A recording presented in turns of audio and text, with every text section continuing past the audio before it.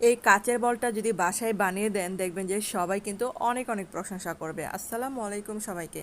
আর এই কাচের বল বানানোর জন্য এখানে আমি 1 কাপের একটু কম হবে আমি যে সাবুদানা নিলাম, তারপরে যে পরিমাণ মতো পানি দিয়ে আমি ভিজিয়ে রাখবো 10 মিনিটের মতো। আর এখানে যে উপর দিয়ে কিছুটা লবণ ছিটিয়ে নিলাম, তারপরে যে এখন একটা ডো তৈরি করে নিলাম। আর ডো থেকে এরকম ছোটো ছোটো করে বল বানিয়ে নিচ্ছি আমি। আর এই যে সবগুলো কিন্তু বল বানিয়ে নিয়েছি। আর এখন এই যে এখানে 1/2 লিটার দুধ মানে আগে থেকে জাল করা ছিল, তো এখানে আরও 1/2 কাপ গুঁড়া দুধ দিলাম। আর এখানে কয়েকটা যে দারচিনি এলাচ দিলাম এখানে। তারপর এখানে সামান্য পরিমাণে লবণ দিলাম। আর এই যে বলগুলো কিন্তু এই ফুটন্ত দুধের মধ্যে আমি দিয়ে দিব। আর দেখেন এই যে জাল করতে করতে যখন এই যে অনেকটা ঘন হয়ে আসবে তখন আমি চিনি দিয়ে দিলাম।